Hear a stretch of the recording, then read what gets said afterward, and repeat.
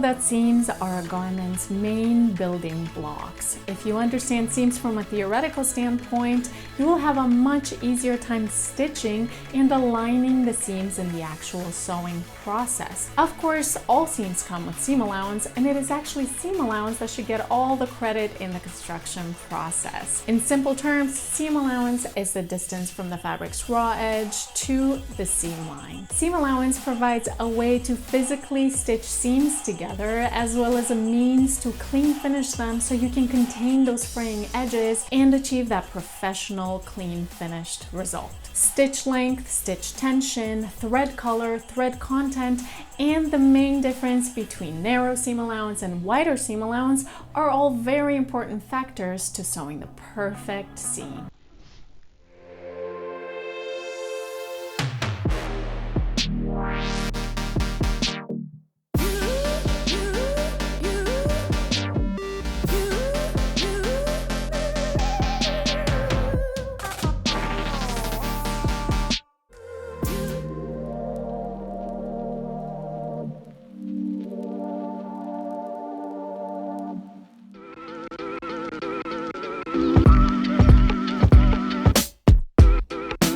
Seams are the basic building blocks of a garment. Each seam features a seam line which is located at a specific distance away from the fabric raw edge. The distance from the seam line to the fabric raw edge is known as seam allowance. When stitching a seam, stitch length should be adjusted based on the fabric at hand. For thicker, heavier fabrics, use a longer stitch. For lightweight, fine, or loosely woven fabrics, use a shorter stitch. A shorter stitch allows for more control, but if used on thick fabric layers, it can cause some strain and puckering in the seam. Adjust tension and pressure only when necessary. Adjusting machine tension manually can be a bit tricky for sewing beginners. Always consult your sewing machine guide on this topic and make sure you understand how to adjust, increase, or release tension based on the fabric or project at hand. Directional stitching is important and should be followed if possible.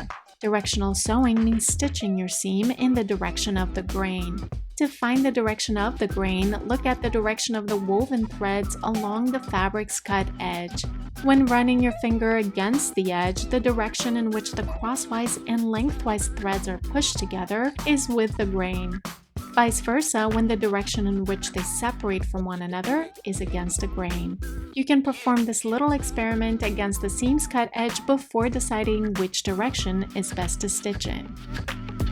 The color of the thread should match that of the fabric. A universal polyester thread should work for most sewing projects. Thread should be durable enough to withstand some slight pulling as it goes through the sewing machine gauges. When sewing a seam, fabric face sides should be touching. Seams should be backstitched at the beginning and end to prevent them from coming undone at these ends. However, if your fabric is so thin that it wrinkles or gathers up the seam, do not backstitch at the end of the stitch.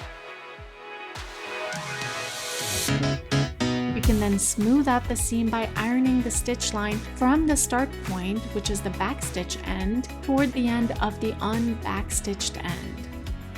The side that is not backstitched provides a channel for tension release. Seam allowance is the distance from the seam line to the fabric's cut edge. Seam allowance width can vary from edge to edge depending on the type of fabric and clean finishing technique used in the corresponding seam. Thicker, bulkier fabric require a larger seam allowance, while very thin, fine fabrics will do best with smaller seam allowance. Two of the most common seam allowances used in dressmaking are 5/8 of an inch or 1/2 an inch. Of course, you should always check your pattern guidelines for any alternate seam allowance specified along certain edges. If the edge on a sewing pattern does not have seam allowance altogether, this edge is either cut on fold or represents an unfinished edge as opposed to a seam. Moral of the story is, all seams have to have seam allowance. A seam should always be stitched at the same seam allowance throughout.